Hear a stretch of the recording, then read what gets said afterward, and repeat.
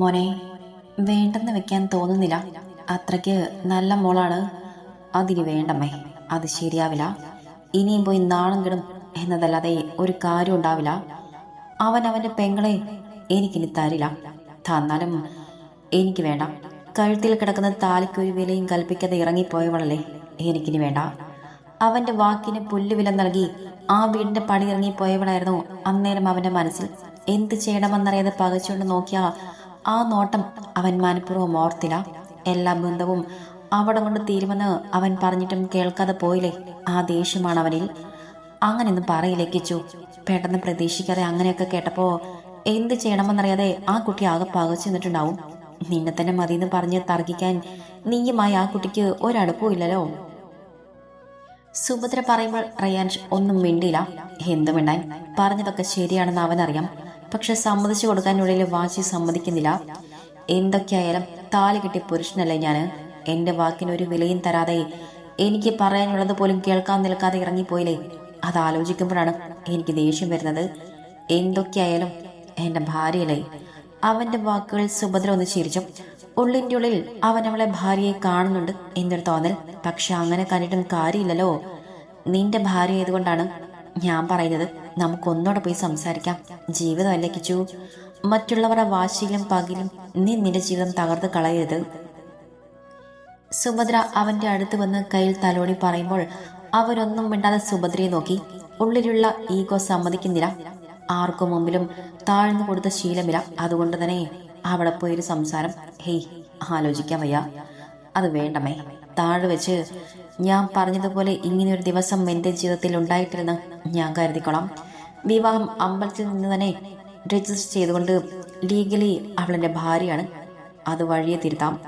കിച്ചു പറയുമ്പോൾ കേൾക്കാൻ പാടില്ലാത്ത എന്തോ കേട്ടതുപോലെ സുഭദ്ര അവനെ തുറച്ചു നോക്കി. അത്രത്തോളം ഇഷ്ടപ്പെട്ട ഒരു കുട്ടിയായിരുന്നു. കയ്യിൽ കെട്ടിട്ട് സ്വന്തമാക്കാൻ പറ്റിയില്ല. സുഭദ്ര അവിടെ നിറഞ്ഞ കണ്ണുകൾ അമർത്തി തുടച്ചുകൊണ്ട് കയ്യിലുള്ള ആഭരണപ്പെട്ടി ടേബിളിൽ വെച്ച ശേഷം അവർ റയാൻഷിനെ നോക്കാതെ തിരിഞ്ഞു നടന്നു. അമ്മയില്ലാത്ത കുട്ടിയാക്കിച്ചു. താലിയുടെ മഹത്വമൊന്നും പറഞ്ഞു കൊടുക്കാൻ ആരുണ്ടായിരിക്കില്ല. നമ്മൾ വേണ്ടേ പറഞ്ഞു മനസ്സിലാക്കാൻ? അമ്മ പോയി സംസാരിക്കാം.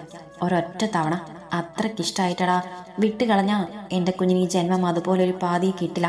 അത്രയ്ക്ക് നല്ല കുട്ടിയാ. സുഭദ്ര വാതിലിന്റെ അടുത്തെത്തിയതും പുറത്തേക്ക് പോകാതെ നിന്നെടുത്തുനിന്ന് അനങ്ങാതെ അവരെ തിരിഞ്ഞു നോക്കാതെ പറഞ്ഞു. റയാൻഷിന് അതൊരു പുതിയ അറിവായിരുന്നു. അമ്മയില്ലേ, ഇതുവരെ ആരും പറഞ്ഞില്ലല്ലോ. അവന്റെ ചിന്ത അതായിരുന്നു. പക്ഷെ അവളിലെപ്പം നിന്നിരുന്ന ആ സ്ത്രീ അതാരാ? ശ്രീലക്ഷ്മിയുടെ അച്ഛനോട് ചേർന്ന് ചിരിച്ചു നിന്നിരുന്ന ആ സ്ത്രീ. അവരെന്തോ ചോദിക്കാൻ വന്നതും സുഭദ്ര വാതിൽ തുറന്ന് പുറത്തേക്കിറങ്ങി. റയാൻഷ് അവർ പോകുന്നത് നോക്കിയിരുന്നു. ശേഷം വാതിലടച്ച് ലോക്കാക്കി ബെഡിലേക്ക് മലർന്നു കിടന്നു. ശ്രീലക്ഷ്മി. അവന്റെ ചുണ്ടുകൾ പതിയെ മൊഴിയുമ്പോൾ ദേഷ്യമോ വാശോ എന്തൊക്കെ അവൻ്റെ ഉള്ളിൽ തിളച്ചു മറിഞ്ഞു. അപ്പോഴും അവൻ്റെ ഉള്ളിൽ അവൾ വേണ്ടെന്ന് തന്നെ പറഞ്ഞുകൊണ്ടിരുന്നു. തുടക്കം തന്നെ പൊളിഞ്ഞുപോയ ബന്ധമാണ്. കൂട്ടിയോജിപ്പിക്കാൻ നോക്കിയാൽ വീണ്ടും വീണ്ടും തകർന്നുകൊണ്ടിരിക്കും. കുടുംബത്തിൽ അമ്മയില്ലാത്ത എല്ലാവർക്കും ഈ ബന്ധം ഇനി വേണമെന്നുണ്ടാവില്ല. അവരുടെയൊക്കെ വെറുപ്പോടെ ഈ ബന്ധം മുന്നോട്ട് പോയാൽ എല്ലാം തകിടം മറിയും. വെറുതെ എന്തിനാണ് ഉള്ള സമാധാനം കളയുന്നത്? അവൻ കണ്ണുകൾ മുറുക്കി അടച്ചുകൊണ്ട് ബെഡിലേക്ക് കമിഴ്ന്ന് കിടന്നു. ഇനി എന്തെന്നൊരു ചിന്ത അവൻ്റെ ഉള്ളിൽ ഉണ്ടായിരുന്നെങ്കിലും മുന്നോട്ട് എന്തെന്നൊരു പ്ലാൻ അവൻ്റെ കയ്യിലില്ലായിരുന്നു. ഹരി കാർ നിർത്തിയതും കണ്ണുകൾ അടച്ച് പിടിച്ചുകൊണ്ട് സീലേക്ക് ചാരിയിരുന്നവൾ കണ്ണു തുറന്നു. ഇറങ്ങിക്കോ, ആരെയും നോക്കണ്ട. റൂമിൽ കയറി വാതിലടച്ചു. ഞാൻ മറുപടി കൊടുത്തോളാം. ഹരി പറയുമ്പോൾ അവരെ ഇന്ന് നോക്കി തലയാട്ടിയ ശേഷം ലച്ചു കാറിൽ നിന്നും ഇറങ്ങി. അലങ്കാര ബൾബുകൾ കൊണ്ട് ആ വീടും മുറ്റും നല്ല പ്രകാശമുണ്ടായിരുന്നു. പുറത്തു നിൽക്കുന്ന ആരൊക്കെയോ ലച്ചുവിനെ കണ്ട് ഓടി വരുന്നത് കണ്ട് ഹരി വേഗം കാർ ഒതുക്കി അതിൽ നിന്നും ഇറങ്ങി. എന്തിനാണ് അവൾ ഇങ്ങോട്ട് വന്നത് ചോദിച്ചാൽ പറഞ്ഞു കൊടുക്കാൻ അവൾക്ക് കാരണങ്ങൾ പോലും അറിയില്ല എന്നതാണ് സത്യം. ലച്ചു മോളെ, എന്താ? എന്തു പറ്റി? എന്താ ഈ കോലത്തിലിവിടെ? റയാൻഷ് എവിടെ? നീ എന്താ ഈ നേരത്ത്? അകത്തേക്ക് കയറുമ്പോഴും എല്ലാരും ചോദ്യങ്ങൾ കൊണ്ട് അവളെ പൊതിയുകയാണ്. ആരെയും നോക്കാതെ ഹരി പറഞ്ഞ പോലെ അവൾ മുന്നോട്ട് നടക്കാൻ ശ്രമിച്ചു. പക്ഷേ ഇത് ചുറ്റുനിന്ന് ഓരോന്നും ചോദിക്കുന്നവരെ കളിയാക്കുന്നത് പോലെ ആവില്ലേ? എനിക്കറിയില്ല വല്യമ്മേ. ഏട്ടൻ വന്ന് ഈ ബന്ധം വേണ്ടെന്ന് പറഞ്ഞു. ഞാൻ ഇറങ്ങി വന്നു. കൂടുതലൊന്നും എനിക്കറിയില്ല. തല വെട്ടിപ്പൊളിയുന്ന വേദനയുണ്ട്. എനിക്കൊന്ന് കിടക്കണം. അത്രയും പറഞ്ഞിട്ട് മുകളിലെ അവളുടെ മുറിയിലേക്ക് അവൾ സ്റ്റെപ്പുകൾ കയറി. ഇതിനിടയിൽ അവളുടെ കണ്ണുകൾ അവളുടെ അച്ഛനെ ചുറ്റും വന്ന് നോക്കി. കാണാനില്ല. കാണണ്ട, അതാണ് നല്ലത്. അവൾ റൂമിൽ കയറി വാതിലടച്ചു. വാതിൽ ചാരി പുറമാമർത്തി നിൽക്കുമ്പോൾ അവളുടെ ചുണ്ടുകൾ വിതുമ്പി, കണ്ണുകൾ നീറിപ്പുകഞ്ഞു. എന്തിനെന്നറിയാത്ത ഒരു വിങ്ങൽ തൊണ്ടക്കുഴിയിൽ നിന്നും പുറത്തേക്ക് വന്നു. വിതുമ്പുന്ന ചുണ്ടുകളോടെ അവൾ ചുറ്റും നോക്കി. രാവിലെ സാരിയും ആഭരണങ്ങളുമായിട്ടൊക്കെ ഈ റൂമിൽ നിന്നും ഇറങ്ങുമ്പോൾ ഒരിക്കലും കരുതിയില്ല രാത്രിക്ക് രാത്രി തന്നെ ആ റൂമിൽ വന്ന് കരഞ്ഞു കലങ്ങി കണ്ണുകളോടെ ഉറങ്ങുമെന്ന്. ഒരുപാട് സ്വപ്നങ്ങളും ആഗ്രഹങ്ങളും പ്രതീക്ഷകളൊന്നും ഉണ്ടായിരുന്നില്ലെങ്കിലും സന്തോഷമുള്ളൊരു ജീവിതം ഉണ്ടാവണമെന്ന് പ്രാർത്ഥിച്ചിരുന്നു. തന്നെ മനസ്സിലാക്കുന്ന ചേർത്ത് പിടിക്കുന്ന ഒരിണയാവണമെന്നേ പ്രാർത്ഥിച്ചിരുന്നുള്ളൂ. പക്ഷേ അവളുടെ കണ്ണുകൾ നിറഞ്ഞു തൂവി. വാതിലിന് പുറം ചാരി നിലത്തേക്ക് ഊർന്നിരുന്ന് കരഞ്ഞു. കരയിൽ നിന്ന് പറഞ്ഞിട്ട് ആശ്വസിപ്പിക്കാൻ പോലും അടുത്തൊരാളില്ലല്ലോ എന്നതാണ് അവളെ കൂടുതൽ തളർത്തിയത്. ഒരമ്മയുണ്ടായിരുന്നെങ്കിൽ. ലക്ഷ്മി. വാതിൽ തട്ടിക്കണ്ട് ആരോ വിളിച്ചു. ഇരുന്നിടത്ത് നിന്ന് അനങ്ങാതെ ആ ഇരിപ്പിരുന്നു. മുഖം മുട്ടുകാലിലേക്ക് ഒളിപ്പിച്ചു വെച്ചുകൊണ്ട് അവളൊന്ന് തേങ്ങി. ലക്ഷ്മി, വാതിൽ തുറക്ക്. വീണ്ടും വീണ്ടും ആ ശബ്ദം. ആ വാതിൽ തുറന്നാൽ സങ്കടം കൂടുകയല്ലാതെ കുറയില്ലെന്ന് അവൾക്ക് ഉറപ്പുണ്ട്. ആശ്വസിപ്പിക്കാനാവില്ല വിളിക്കുന്നത്, വഴക്ക് പറയാനാകും. ലക്ഷ്മി, നിന്നോടാ ഞാൻ പറയുന്നത്, വാതിൽ തുറക്ക്. ലച്ചു മുട്ടുകാലിൽ പൂഴ്ത്തി വെച്ച മുഖം ഉയർത്തി മുഖം അമർത്തി തുടച്ച ശേഷം നിലത്തുനിന്നും എഴുന്നേറ്റ് വാതിൽ തുറന്നു. മുന്നിലൊരു സ്ത്രീ, പട്ടുസാരിയും ആഭരണങ്ങളും ഇട്ട് നിൽക്കുന്ന ഒരു സ്ത്രീ. ഇന്ന് ഇവരുടേതായിരുന്നോ വിവാഹം? എന്താ പ്രശ്നം? റൂമിലേക്ക് കയറി വാതിൽ അടച്ചുകൊണ്ടുള്ള അവിടെ ചോദ്യം. ലച്ചു ഒന്നും മിണ്ടാതെ മുഖം താഴ്ത്തി. ചോദ്യം കേട്ടാൽ അവർക്കൊന്നും മാറിയില്ലെന്ന പോലെ. അത് അഭിനയമാണ്. ആദ്യം അറിഞ്ഞിട്ടുണ്ടാവുക അവരാകും. ലക്ഷ്മി, ഞാൻ നിന്നോടാണ് ചോദിക്കുന്നത്, എന്താണ് പ്രശ്നമെന്ന്. അവളുടെ വലത്തക്കയിൽ മുറുക്കെ അമർത്തി ഞെരിച്ചുകൊണ്ടുള്ള അവിടെ ചോദ്യം. എനിക്കൊന്നും അറിയില്ല അമ്മേ. ഏട്ടൻ വന്ന് വിളിച്ചപ്പോ ഞാൻ പോന്നതാ. കയ്യിൽ പിടിച്ച് ഞെരിക്കുന്ന വേദന സഹിക്കാൻ വയ്യാതെ തേങ്ങനോടെ അവൾ പറഞ്ഞു. അങ്ങനെ അവൻ വന്ന് വിളിച്ചാൽ വിവാഹം കഴിപ്പിച്ചു കൊണ്ടുപോയി വീട്ടിൽ നിന്നും നീ ഇറങ്ങി വരുവോ? അതും വിവാഹം കഴിച്ചു കൊണ്ടുപോയാ അന്ന് തന്നെ നീ വരുവോന്ന്? നീ പെട്ടെന്നാരോ വരുന്ന ശബ്ദം കേട്ടതും ലച്ചുവിന്റെ കയ്യിലെ പിടിവിട്ടു. അപ്പം സംസാരവും നിർത്തി. രണ്ട് കൈകൊണ്ടും അവളുടെ മുഖം കയ്യിൽ കോരിയെടുത്തു. നീ പ്രശ്നം എന്താന്ന് പറ ലച്ചു. നീ പ്രശ്നം പറയാതെ ഞങ്ങൾ എങ്ങനെ അറിയും? അവളുടെ രണ്ട് കവളിലും തലോഴിക്കൊണ്ട് അവർ പറയുമ്പോൾ ലച്ചുവിന്റെ കണ്ണുകൾ സങ്കടം കൊണ്ട് നിറഞ്ഞൊഴുകി. എല്ലാം സഹിക്കാം. ഇവരുടെ ഈ അഭിനയം കാണുമ്പോഴാണ് സഹിക്കാൻ കഴിയാത്തത്. എന്തിനു വേണ്ടിയാണ്? എന്താ രാധികെ, എന്താ പ്രശ്നം? ഹരി അവിടെ എന്തൊക്കെയോ പറയുന്നുണ്ട്, എനിക്കൊന്നും മനസ്സിലായില്ല. എന്താ മോളെ പ്രശ്നം? ഈ ബന്ധം വേണ്ടെന്ന് വെച്ച് വന്നതാണോ? അതിന് മാത്രം എന്താ ഉണ്ടായത്? വല്യമ്മയാണ്. ലച്ചു ഒന്നും മിണ്ടാതെ അവിടെ നെഞ്ചിലേക്ക് ചാരി, പിന്നെ പൊട്ടിക്കരഞ്ഞു. ലച്ചു, നീ കരയാതെ കാര്യം പറ. എന്താ പ്രശ്നം? നീ പറഞ്ഞാലല്ലേ ഞങ്ങൾക്ക് കാര്യം അറിയാൻ പറ്റൂ. വല്യമ്മയുടെ മാറിൽ നിന്ന് പൊട്ടിക്കരയുന്നത് ഇഷ്ടപ്പെട്ടില്ലെങ്കിലും അത് പുറത്ത് കാണിക്കാതെ അവളെ തലമുടിയിൽ തലോടിക്കൊണ്ട് അവർ ചോദിച്ചു. അവൾ പറഞ്ഞിട്ട് നിങ്ങൾ കാണാൻ അറിയണ്ട. നിങ്ങളല്ലേ ഈ വിവാഹം ഉണ്ടാക്കിയത്? ഭർത്താവിനോട് വിളിച്ച് ചോദിക്ക്. അല്ലെങ്കിൽ കൈലാസം വീട്ടിലെ മൂത്ത മരുമകളായ നിങ്ങളെ ഉറ്റ സുഹൃത്തിനെ വിളിച്ച് ചോദിക്ക് എന്താ പ്രശ്നമെന്ന്. അവർ പറഞ്ഞു തരും കാര്യകാരണങ്ങൾ. വാതിൽ നിന്ന് ഹരിയുടെ ശബ്ദം കേട്ടപ്പോൾ ലച്ചുവിന്റെ തലമുടിയിൽ തലോടിക്കൊണ്ടിരുന്ന കൈ പിന്നിലേക്ക് വലിച്ച് അവർ അവനെ തിരിഞ്ഞു നോക്കി. ഭർത്താവിനെ വിളിച്ച് വിവരം പറ. 10 മിനിറ്റിൽ ഇവിടെ വരാൻ പറ. പോ. ഹരി. രാധികയോട് അവന് സംസാരം കേട്ട് ശാസനയുടെ വല്യമ്മ അവനെ വിളിച്ചു. രാധികയെ മാറി നോക്കാതെ മുഖം താഴ്ത്തി ആ റൂമിൽ നിന്ന് പോയി. നിന്റെ അമ്മയുടെ സ്ഥാനമാണ് അവൾക്ക്. ആ ബഹുമാനം കൊടുക്കണം. അവളുടെ ഭർത്താവ് നിന്റെ ആരാ? അച്ഛൻ. അത് മറക്കരുത്. മറന്നു പോകും. ഇങ്ങനെ പലതും ചെയ്യുമ്പോൾ ബന്ധങ്ങളൊക്കെ ഹരി മറന്നു പോകും. വല്ലാത്തൊരു ദേഷ്യത്തിൽ അവൻ പറയുമ്പോൾ വല്യമ്മ ഒന്നും മിണ്ടിയില്ല. നെഞ്ചിൽ കിടക്കുന്നവളുടെ നെറുകിൽ പതിയെ തലോടി കൊടുത്തു. നെഞ്ചിൽ വാടി തളർന്ന് കിടക്കുന്നവളെ ഹരി നോക്കി. ഉറക്കം പിടിച്ചിട്ടുണ്ട്. ഇന്ന് വിവാഹമായിരുന്നില്ലേ? അതിന്റെ എല്ലാ ക്ഷീണവും അവളുടെ മുഖത്തുണ്ട്. കുളിച്ചിട്ടില്ല. വിവാഹസാരി തന്നെയാണ് വേഷം. ഹരി മുഖം താഴ്ത്തി അവന്റെ നെഞ്ചിൽ പതിഞ്ഞു കിടക്കുന്ന അവളെ നെറ്റിയിലൊന്ന് ചുംബിച്ചു. ശേഷം മുടിയിൽ പതിയെ തലോടി കൊടുത്തു.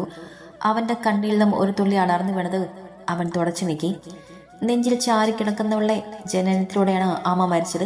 ഓവർ ബ്ലീഡിംഗ്, അതായിരുന്നു കാരണം. വിശപ്പ് കാരണം നിലവിളിച്ചു കരയുന്ന കുഞ്ഞിനെ അന്നു മുതൽ നെഞ്ചിൽ അടക്കി പിടിച്ചു തുടങ്ങിയതാണ്. അനിയത്തിയായിട്ടല്ല, മകളായിട്ടാണ് വളർത്തിയത്. ആ കുഞ്ഞിന്റെ ജീവിതത്തിലെ ഏറ്റവും പ്രധാനപ്പെട്ട കാര്യമാണ് ഇന്നിങ്ങനെ തകർന്നടിഞ്ഞിരിക്കുന്നത്. ഒന്നുകൂടെ ശ്രദ്ധിച്ചിരുന്നെങ്കിൽ ഇങ്ങനെയൊന്നും ആവില്ലായിരുന്നു എന്നൊരു തോന്നൽ. ലച്ചൊന്ന് കുറുകിയതും ഹരി അവളെ അവന്റെ നെഞ്ചിലേക്ക് ഒന്നുകൂടെ അണച്ചു പിടിച്ചു. ഇന്നലെ എന്തൊരു സന്തോഷത്തോടെ പാട്ടും ഡാൻസുമായി കടന്നുപോയ സമയമായിരുന്നു. ഇന്ന് മരിച്ചു വീണ തുല്യം.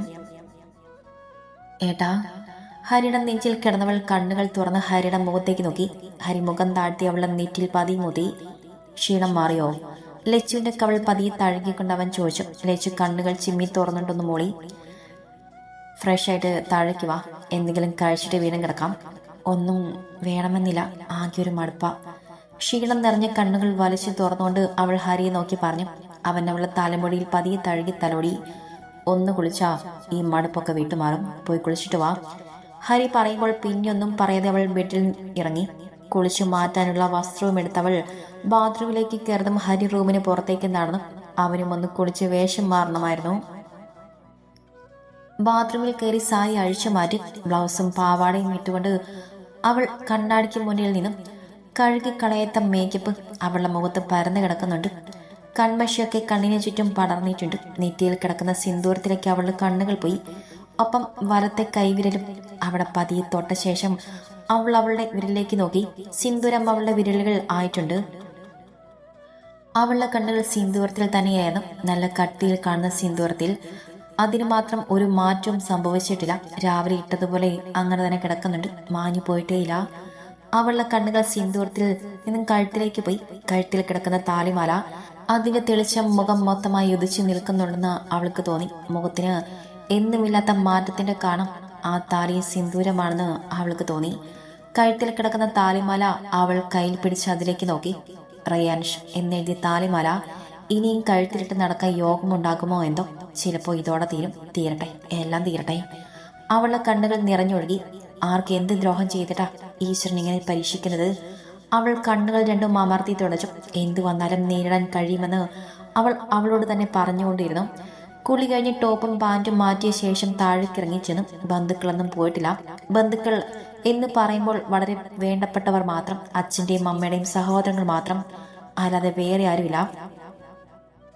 വാ. സ്റ്റെപ്പ് ഇറങ്ങി വരുന്ന ലച്ചുവിനെ ഹരി വിളിച്ചതും അവൾ അവന്റെ അടുത്തേക്ക് നടന്നു.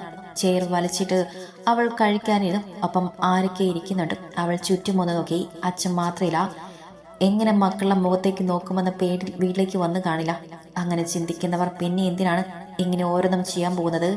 ഒന്നും മതിയേട്ടാ. ഹരി ലച്ചുവിന്റെ പ്ലേറ്റിലേക്ക് 3 ചപ്പാത്തി വെച്ച് കൊടുത്തതും 2 തിരികെ വെച്ചുകൊണ്ട് അവൾ പറഞ്ഞു. വിശപ്പൊന്നുമില്ല, എല്ലാവരും കഴിക്കാൻ നിർബന്ധിക്കാതെ ഇരിക്കാൻ കഴിച്ചെന്ന് വരുന്നത് മാത്രം. ഹരി ലച്ചുവിനെ ഒന്ന് നോക്കി. നിർബന്ധിക്കാനൊന്നും പോയില്ല. കഴിക്കാൻ അവൾ വന്നിരിക്കുന്നതിനെ വലിയ ആശ്വാസം. ചപ്പാത്തി പൊട്ടിച്ച് കറിയിൽ മുക്കി കഴിക്കുന്നവളെ അവൻ കുറച്ചു നേരം നോക്കിയിരുന്നു. നനഞ്ഞ മുടി പരത്തിയിട്ടിരിക്കുകയാണ്. ടോപ്പിന് മുകളിൽ തന്നെ താലിമാല കിടക്കുന്നുണ്ട്. കുളിച്ചിട്ട് പോലും നെറ്റിയിൽ സിന്ദൂരം പൂർണ്ണമായും മാഞ്ഞിട്ടില്ല. ഒരു ചുവപ്പ് നിറം ഇപ്പോഴും അവിടെ തങ്ങി നിൽക്കുന്നുണ്ട്. മതിയോ? വല്യച്ഛന്റെ ചോദ്യനൊന്ന് മൂളിക്കൊണ്ട് ലച്ചു ചെറിയിൽ നിന്ന് എഴുന്നേറ്റ് കൈ കഴുകി നേരെ മുകളിലേക്ക് തന്നെ. ആരെയും നോക്കാൻ വയ്യ. ആരെങ്കിലും എന്തെങ്കിലും ചോദിച്ചാൽ പറയാൻ കയ്യിലൊരു മറുപടി പോലുമില്ല. പിന്നെ എന്തിന് വെറുതെ അവിടെയൊന്ന് വിയർക്കാൻ? വാതിലടച്ച് ലോക്കാക്കിയ ബെഡിലേക്ക് വീണു. വെറുതെ കണ്ണുകൾ നിറഞ്ഞൊഴുകുന്നു. എന്തിനെന്ന് പോലും അറിയുന്നില്ല. കഴുത്തിൽ കിടക്കുന്ന താലിയുടെ അവകാശിയുടെ ഒരു മാനസിക അടുപ്പവുമില്ല. പിന്നെ എന്തിനാ ഈ സങ്കടം അറിയില്ല. ചുറ്റും ആകെ നിശബ്ദതയാണ്. ഫാനും ലൈറ്റും ഒന്നും ഇടാതെ ആ ഇരുട്ടിൽ ബെഡിലേക്ക് അവൾ കമിഴ്ന്നു കിടന്നു. രാവിലെ മുതലുള്ള ഓരോ സംഭവങ്ങൾ ഇങ്ങനെ മനസ്സിൽ തെളിഞ്ഞുകൊണ്ടിരുന്നു. നേരത്തെ എഴുന്നേറ്റതും സുന്ദരിയായി ഒരുങ്ങിയതും മണ്ഡപത്തിലേക്ക് കയറിയതും താലി കെട്ടിയതും അഗ്നിസാക്ഷിയായി വലം വെച്ചതും കമിഴ്ന്ന് കിടന്നിരുന്നവൾ മുഖം ചേരിച്ചുകൊണ്ട് കൈയിലേക്ക് നോക്കി. ഇരുട്ടിൽ ആ കൈ മങ്ങിയാണ് കാണുന്നത്. പക്ഷെ ആ കൈയിലെ ചൂട് ഇപ്പോഴും നിൽക്കുന്ന പോലെ. എന്തും മൂർക്കിയാണ് പിടിച്ചിരുന്നത്, ഒരിക്കലും വീട്ടിലെന്ന പോലെ. ഓരോന്നോർത്ത് കിടക്കുമ്പോൾ കണ്ണുകൾ ഒഴുകിക്കൊണ്ടേയിരിക്കുന്നുണ്ട്. എന്തിനെന്ന് അറിയാത്തതിനാലാണ് അവൾക്ക് കൂടുതൽ സങ്കടം. വിവാഹം മുടങ്ങി താലി കെട്ടി കൊണ്ടുപോയ അന്ന് തന്നെ ആ ബന്ധം അവസാനിപ്പിച്ച് വീട്ടിലേക്ക് വന്ന ഒരു സങ്കടത്തിനപ്പുറത്തേക്ക് ഒരു സങ്കടമുണ്ട്. അതെന്താണെന്ന് മനസ്സിലാവാത്തത്. എന്തോ ശബ്ദം കേട്ടതും കമിഴ്ന്ന് കിടന്നിരുന്ന ലച്ചു തല അല്പം പൊക്കി നേരെ കിടന്നു. താഴെ നിന്ന് എന്തോ ഉച്ചത്തിലുള്ള ശബ്ദവും നിലവിളിയും കേട്ടതും അവൾ ചാടിപ്പിടഞ്ഞിട്ട് എഴുന്നേറ്റ് താഴേക്കോടി. മനസ്സിൽ കരുതിയതേ പോലെ തന്നെ രാജശേഖരൻ എന്ന അച്ഛൻ വന്ന ബഹളമാണ്. ലച്ചുള്ള അച്ഛനെയും ഏട്ടനെയും നോക്കിക്കൊണ്ട് വേഗത്തിൽ സ്റ്റെപ്പ് ഇറങ്ങി ഓടി വന്നു. താനൊരു അച്ഛനാണോടൂ? കോടികളുടെ ഡീലിന് വേണ്ടി താൻ തന്റെ മകളെ കെട്ടിച്ചു കൊടുത്തു അല്ലേ? ഹരി രാജന്റെ ഷർട്ടിന്റെ കോൾ പിടിച്ചുകൊണ്ട് ശബ്ദം ഉയർത്തുന്നത്. ആരൊക്കെ അവനെ പിടിച്ചു മാറ്റാൻ നോക്കുന്നുണ്ട്. അതൊന്നും അവനിൽ ഏൽക്കുന്നത് പോലുമില്ല. ഏട്ടാ വിട്, അച്ഛനെ വിടേട്ടാ. ലച്ചു ഹരിയുടെ കയ്യിൽ പിടിച്ചു വലിച്ചുകൊണ്ട് പറഞ്ഞു. എവിടെ? രാജന്റെ ഷർട്ടിൽ നിന്നും ഹരിയുടെ കൈ മാറ്റാൻ പോലും ആർക്കും കഴിഞ്ഞില്ല. അച്ഛനോ? ഇയാളാണോ നമ്മുടെ അച്ഛൻ? അച്ഛൻ അങ്ങനെയാണെങ്കിൽ ഇങ്ങനെ ചെയ്യുവോ? നിന്നോട് ഈ ചതി ഇയാൾ ചെയ്യുവോന്ന്? ഞാൻ എന്ത് ചതി ചെയ്തതാ? അവരുടെ കൊച്ചുമോന് എൻ്റെ മോളെ വേണമെന്ന് പറഞ്ഞു. ഡീലിന് സമ്മതമാണെങ്കിൽ കെട്ടിച്ചു തരാമെന്ന് ഞാനും പറഞ്ഞു. വിവാഹമല്ലേ കഴിപ്പിച്ചു കൊടുത്തത്, അല്ലാതെ. പറഞ്ഞു മുഴുവനാക്കാൻ അയാൾക്ക് കഴിഞ്ഞില്ല. അതിനു മുൻപ് തന്നെ ഹരി അയാളുടെ നെഞ്ചിൽ ചവിട്ടി പിന്നിലേക്കാക്കിയിരുന്നു. ലച്ചു ഒന്നും മിണ്ടാതെ അവളുടെ അച്ഛനെ നോക്കി നിന്ന്. ഒരു കച്ചവടം പോലെയായില്ലേ പറയുന്നത്. നോക്ക്, താനിക്കൊരു ഉളുപ്പില്ലടോ. സ്വന്തം മകളെ ആർക്ക് വിറ്റ പോലെ ആയില്ലേ താനീ പറഞ്ഞതൊക്കെ, അല്ലേ? ഹരിയുടെ കലി അടങ്ങുന്നില്ല. രാജന്റെ അനിയനും ഏട്ടനുമൊക്കെ ഹരിയെ പിടിച്ചു വെച്ചില്ലെങ്കിൽ ഹരി അവന്റെ തന്തയെ കൈവച്ചിരുന്നു. എന്തിനെനിക്ക് ഉളുപ്പ് തോന്നണം? നല്ല ഒന്നിനാത്രം പോന്ന ഒരു ആണൊരുത്തരാണ് ഞാൻ എൻ്റെ മകളെ വിവാഹം കഴിച്ചു കൊടുത്തിരുന്നത്. കൈലാസം വീട്ടിലെ കൊച്ചുമകൻ റയാൻ കൃഷ്ണയേക്കാൾ നല്ലൊരു ബന്ധം എൻ്റെ മകൾക്ക് ഈ ജീവിതത്തിൽ കിട്ടാനുണ്ടോ? ഒരു കൈലാസം ആർക്ക് വേണമെടും? കൈലാസം വീട്ടിലെ കൊച്ചുമോന്റെ ഭാര്യ എന്ന പദവി അത് താൻ തന്റെ ഈ നിൽക്കുന്ന ഭാര്യയ്ക്ക് കൊടുത്തു. അവർക്ക് ചേരും. അല്ലാതെ എൻ്റെ പെങ്ങൾക്ക് അങ്ങനെ ഒരു സൗഭാഗ്യം വേണ്ട. അവനെ പിടിച്ചു വെച്ച കൈകളൊക്കെ തട്ടി എറിഞ്ഞിട്ട് അവൻ ലച്ചുവിനെ ചേർത്ത് പിടിച്ചു. താനായി ഉണ്ടാക്കിയ ബന്ധമല്ലേ, നാളെ തന്നെ പോയി ഈ ബന്ധം അവസാനിപ്പിച്ചുകൊണ്ട് വന്നില്ലെങ്കിൽ ഹരിയുടെ വേറൊരു മുഖം താൻ കാണും. അയാൾക്ക് നേരെ വിരൽ ചൂണ്ടിക്കൊണ്ട് അത്രയും പറഞ്ഞിട്ട് അവൻ ലച്ചുവിനെ ചേർത്ത് പിടിച്ചുകൊണ്ട് മുകളിലേക്ക് കയറി. ഹരിക്കൊപ്പം മുകളിലേക്ക് കയറുമ്പോൾ ലച്ചു രാജനെ നോക്കി. അവളുടെ നോട്ടം കണ്ടതും അയാൾ വേഗം അവളിൽ നിന്ന് മുഖം തിരിച്ചു. ഹരി നേരെ ചെന്ന് ലച്ചുവിന്റെ റൂമിലേക്കാണ്. ലൈറ്റ് ഓണാക്കി ഹരി അവളെ ചേർത്ത് പിടിച്ചുകൊണ്ട് ബെഡിലേക്ക് ഇരുന്നു. അവൾ വല്ലാതെ കിതയ്ക്കുന്നുണ്ടായിരുന്നു. ഉള്ളിലെ ദേഷ്യം കൊണ്ടായിരിക്കാം. ലച്ചു മുഖമുയർത്തി അവയെന്ന് നോക്കി. നമുക്ക് ഈ ബന്ധം വേണ്ടല്ലോ, അല്ലെ ലച്ചു? ഹരി മുഖം താഴ്ത്തി ലച്ചുവിന്റെ മുഖത്തേക്ക് നോക്കി ചോദിച്ചു. നാളെ അവളോട് ഒരു വാക്ക് ചോദിച്ചില്ലല്ലോ എന്നൊരു ചിന്ത വരാൻ പാടില്ലല്ലോ, അതുകൊണ്ട് മാത്രം. ഇല്ല, മറുപടി ഒന്നും ഉണ്ടായില്ല. അവനിൽ നിന്നും നോട്ടം മാറ്റി ഹരിയുടെ നെഞ്ചിലേക്ക് അവൾ ചാരിയിരുന്നു. അവളുടെ ആ പ്രവൃത്തിയിൽ ഹരി ഞെട്ടി. അവൾ വേണ്ടെന്ന് തന്നെ പറയുമെന്നാണ് അവൻ കരുതിയത്. പക്ഷേ ഒന്നും പറയാതെ അവൾ മുഖം തിരിച്ചപ്പോൾ ഹരിയുടെ നെഞ്ചിടിപ്പ് ഉയർന്നു. രാജൻ അങ്ങനെ ഒരു ആവശ്യം വെച്ചപ്പോൾ അംഗീകരിച്ചവരാണ്. അങ്ങനെയുള്ള കുടുംബത്തിലേക്ക് എന്ത് വിശ്വസിച്ചുകൊണ്ടാണ് അവളെ അയക്കുന്നത്? വേണ്ടെന്ന് പറയാനും വേണമെന്ന് പറയാനും എനിക്ക് കഴിയുന്നില്ലേട്ടാ. അങ്ങേറ്റം നിസ്സഹായതയോടെയുള്ള വാക്കുകൾ, സങ്കടം കൊണ്ട് തൊണ്ടയ്ക്ക് വേദനിച്ചുകൊണ്ട് കണ്ണൊക്കെ നിറച്ചുകൊണ്ടുള്ള ഇടറിയ വാക്കുകൾ. ഹരി മുഖം താഴ്ത്തി ഒന്നും പറയാൻ കഴിയാതെ അവളുടെ നെറ്റിയിൽ കവിൾ അമർത്തിയായിരിപ്പിരുന്നു. എന്താണ് അവളോട് പറയേണ്ടതെന്ന് അവന് തന്നെ അറിയുന്നില്ല. അവളെ സമാധാനിപ്പിക്കാൻ പോകുന്ന വാക്കുകളൊന്നും തന്നെ അവന്റെ കയ്യിൽ ഉണ്ടായിരുന്നില്ല.